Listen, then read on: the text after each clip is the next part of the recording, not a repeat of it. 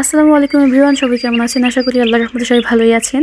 তো আজকে আপনাদের জন্য খুবই সুন্দর একটা মিনি কিচেনের ব্লগ নিয়ে চলে আসলাম, আমার আজাইরা ভিডিও, যেই নামে আপনারা চেনেন, বেশি পরিচিত। তো এখন আমি রান্না করব সেমাই।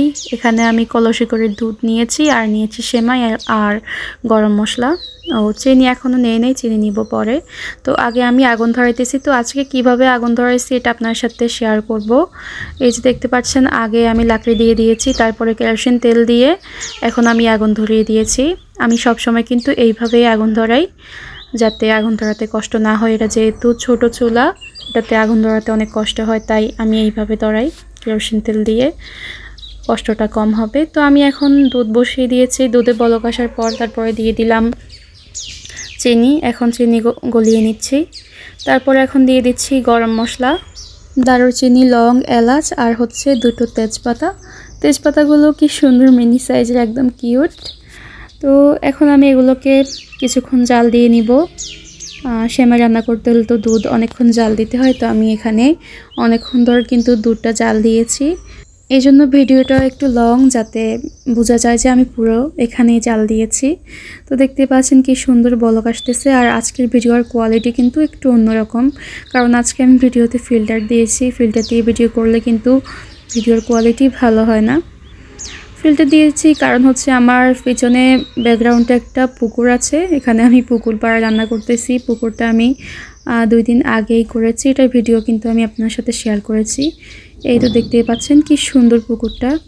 পাশে একদম ঘাস দিয়ে ভরিয়ে দিয়েছি, যাতে পুকুরটা খুবই সুন্দর দেখা যায়। সিঁড়িও দিয়েছি, বৈঠকখানা দিয়েছি, সব কিছু দিয়েছি। এটা দেখতে পাচ্ছেন খুব সুন্দর, তাই না? তো এটার ভিডিও ছাড়ার পর আপনারা অনেকেই পুকুরটা খুবই সুন্দর বলেছেন বা অনেকেই পছন্দ করেছেন। তো আমি কিন্তু এটা কিভাবে বানিয়েছি এটার পুরোপুরি একটা ভ্লগ আমি আপলোড করেছি আমার পেজে, আপনারা দেখে নিতে পারেন। ওখান থেকে কিভাবে বানিয়েছি আপনারা চাইলে নিজেরাও বানাতে পারেন। মিনি কিচেনের সাথে এরকম মিনি পুকুর কিন্তু খুবই সুন্দর দেখা যায়। তো আমার দুধ জাল দেওয়া শেষ কথার ফাঁকে এই তো আমি এখন নামিয়ে নিয়েছি। এখন এগুলোকে আমি সার্ভ করে নিচ্ছি। 2টা মাটির বাটিতে এগুলো সার্ভ করব। তো আমার এই পুকুরটা কার কার কেমন লেগেছে আজকের ভিডিওতেও কিন্তু কমেন্ট করে জানাবেন। আমার কিন্তু এটা খুবই ভালো লেগেছে, যদিও এটা বাস্তবে দেখতেও কিন্তু অনেক সুন্দর। তবে কেন জানি আমার ফোনের রিয়েল ক্যামেরার এটার ভিডিওটা বা ছবি তেমন ভালো আসে না, এজন্য আমি আজকে ফিল্টার দিয়ে ভিডিও করতে বাধ্য হয়েছি। যদিও আমি ফিল্টার দিয়ে ভিডিও করি না, আমার এটা খুবই অপছন্দ। এখন স্ন্যাপচ্যাট দিয়ে ভিডিও করতে হয়েছে। স্ন্যাপচ্যাট দিয়ে ভিডিও করলে কিন্তু ভিডিওর কোয়ালিটি একদমই নষ্ট হয়ে যায় আর ভিডিও একদম ফাটা ফাটা দেখা যায়। তো কি করার, একটু সৌন্দর্যের জন্য করতে গিয়ে মানে কোয়ালিটি নষ্ট হয়েছে আর কি। আর এই তো এটা হচ্ছে রিয়েল ক্যামেরার ভিডিও। রিয়েল ক্যামেরায় পুকুরটা সুন্দর লাগে না, এই তো দেখতে পাচ্ছেন তেমন ভালো লাগতেছে না। তো যাই হোক, আজকের ভিডিও এই পর্যন্তই। কার কেমন লেগেছে অবশ্যই কমেন্ট করে জানাবেন। আর কি বলবো, আল্লাহ হাফেজ।